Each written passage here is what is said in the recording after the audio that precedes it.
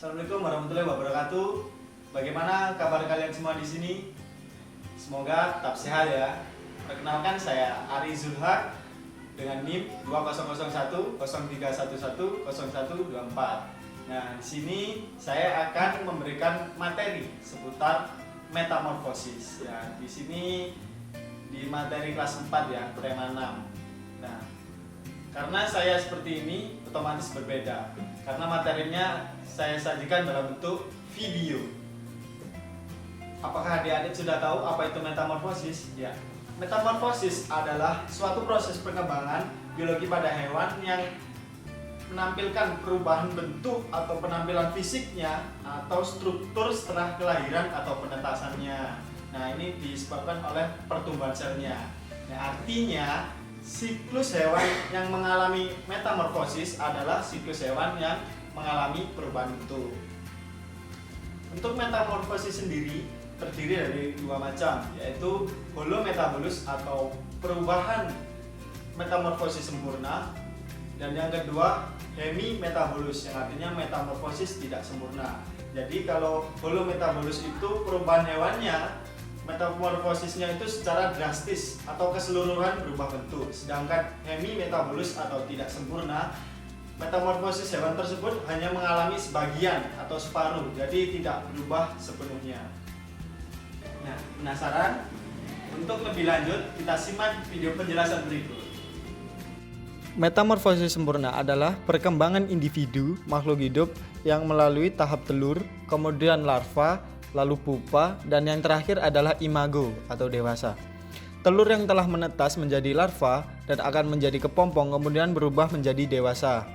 Contohnya hewan yang mengalami metamorfosis sempurna ialah katak, kecoa, dan yang terakhir kupu-kupu. Untuk kupu-kupu sendiri, proses metamorfosis kupu-kupu dimulai dari fase pertama yaitu telur. Kemudian berlanjut ke fase kedua yaitu ulat atau larva. Dan yang fase ketiga yaitu kepompong atau pupa. Dan yang terakhir atau fase keempat ialah berubah menjadi seekor kupu-kupu. Nah, sambil adik-adik cermati juga ya video yang telah kakak tampilkan.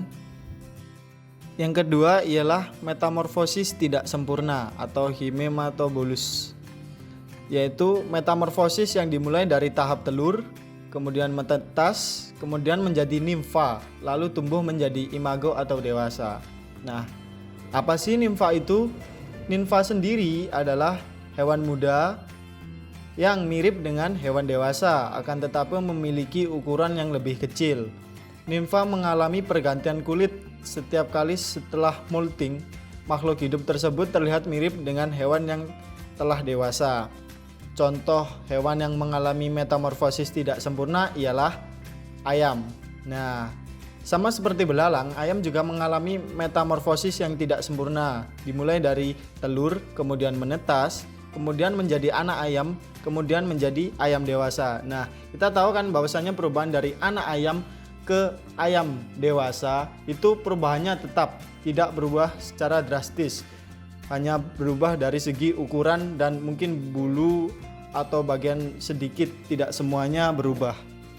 Jadi disitulah letak perbedaan antara metamorfosis sempurna dan metamorfosis tidak sempurna. Nah, mungkin itu saja materi dari saya. Ada kurang lebihnya saya mohon maaf. Semoga bermanfaat untuk adik-adik di rumah. Saya akhiri, wassalamualaikum warahmatullahi wabarakatuh. See ya.